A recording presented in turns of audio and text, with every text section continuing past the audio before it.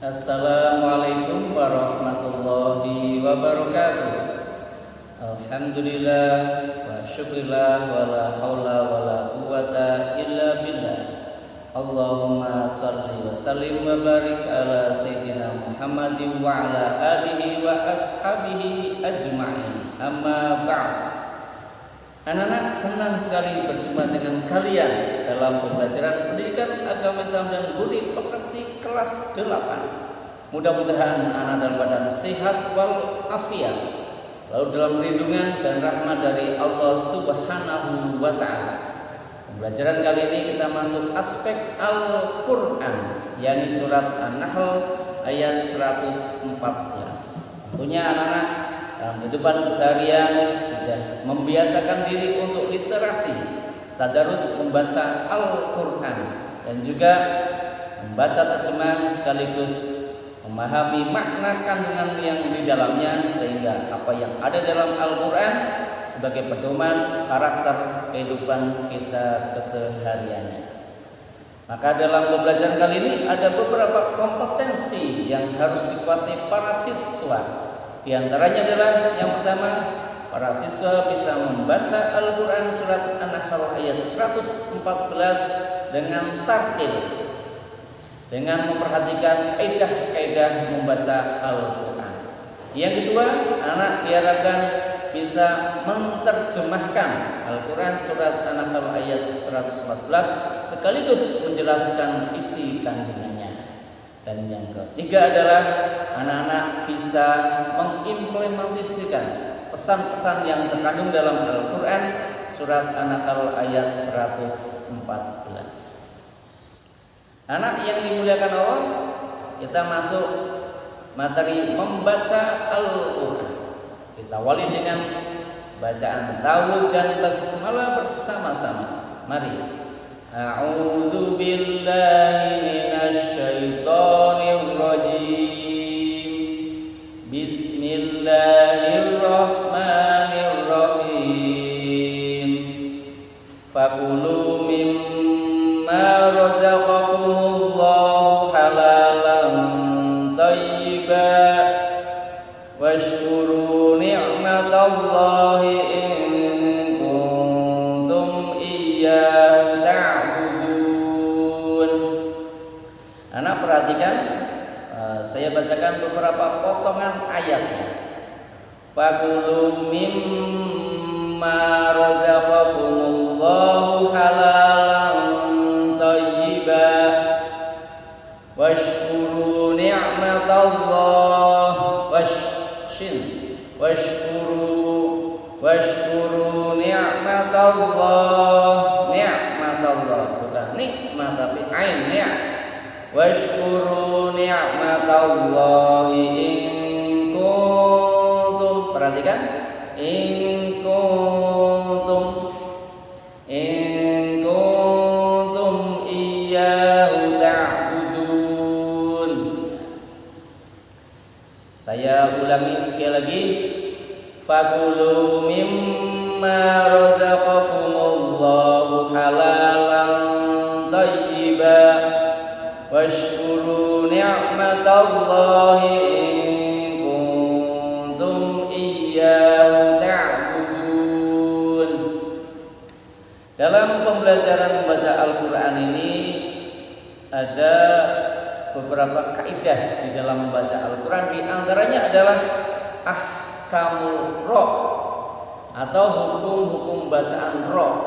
Ra itu cara membacanya ada dua. Satu dibaca tafkhim atau tebal, yang kedua adalah dibaca tarqiq.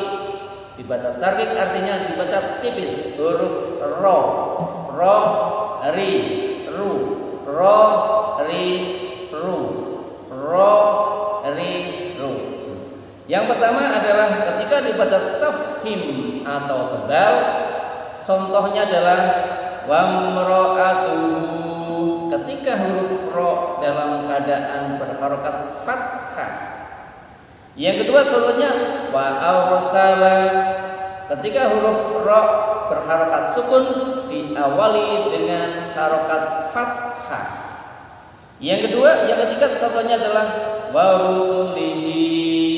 Ketika huruf ro itu berharokat dhamma. Sedangkan yang keempat contoh adalah wal mursalin. Huruf ro berharokat sukun diawali dengan harokat dhamma, maka dibaca tafkhim atau tebal.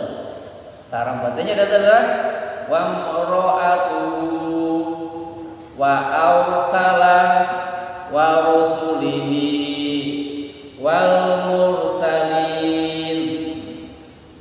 Yang kedua adalah dibaca tarqiq atau dibaca tipis, yaitu saat huruf ro itu berharokat kasroh. Contohnya wa turi sinin ri, baca tipis. Yang kedua, saat huruf ro itu berharokat sukun diawali dengan harokat kasrah. Fi miryatin harokatnya sukun diawali dengan kasrah. Nah, itu tata cara membaca huruf ro, yaitu ada yang tafkhim tebal dan juga ada yang dibaca tipis atau tarqiq. Selanjutnya anak-anak kita baca sekali lagi, kemudian kita baca juga terjemahnya. A'udzu billahi minasy syaithanir rajim. Bismillahirrahmanirrahim.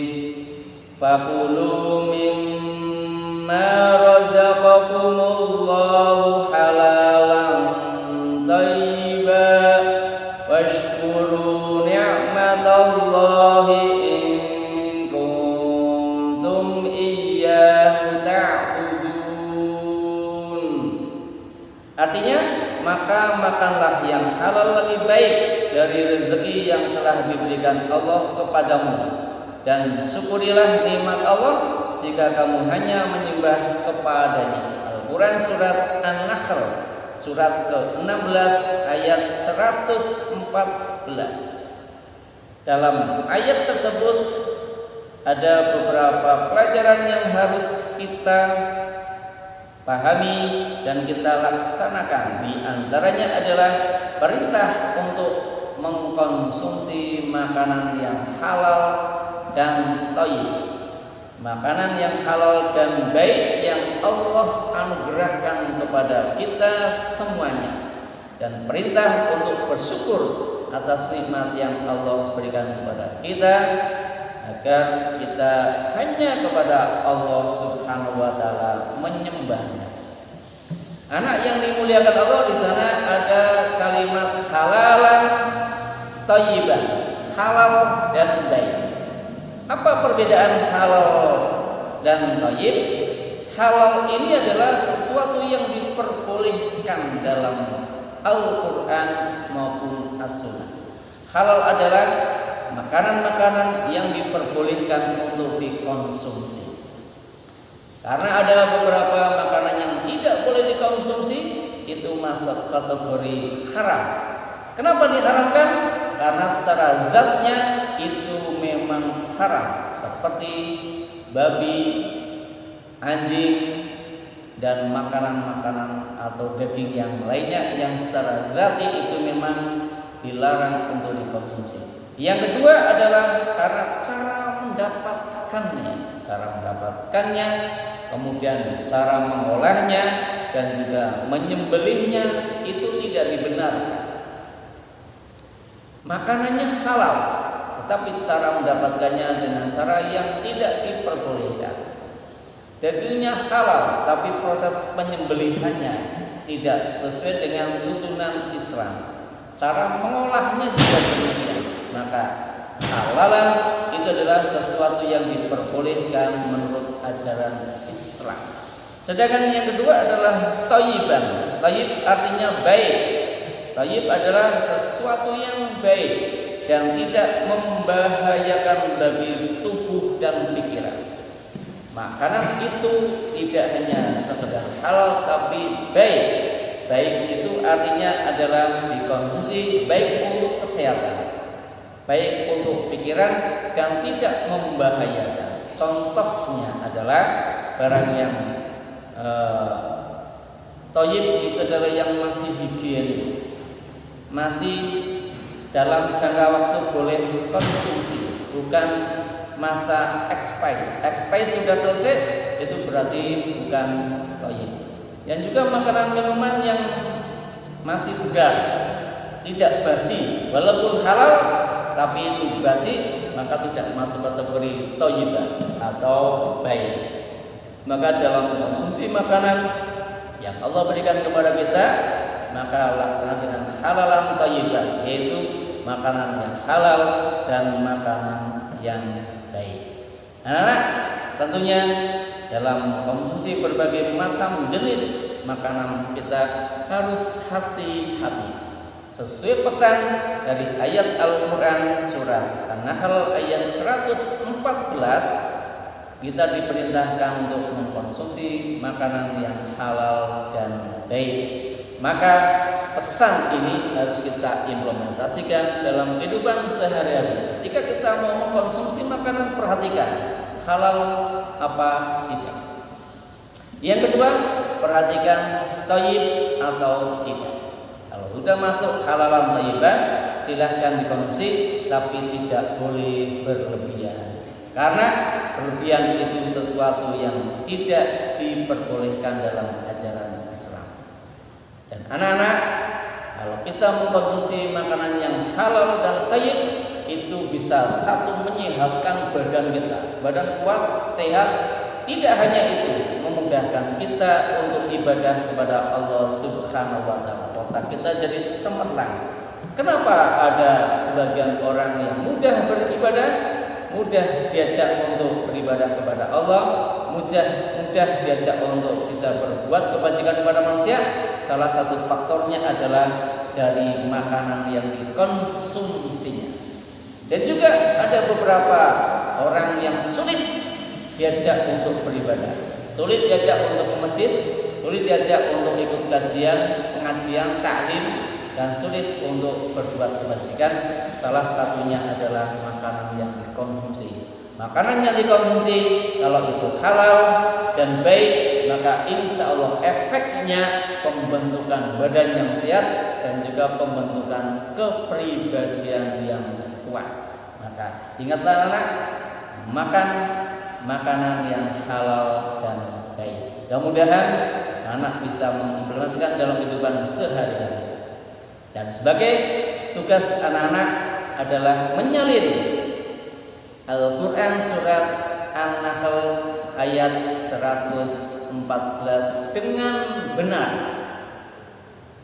Sebagai penutup, mari kita baca bersama-sama kembali ayat yang ditugaskan untuk disalin.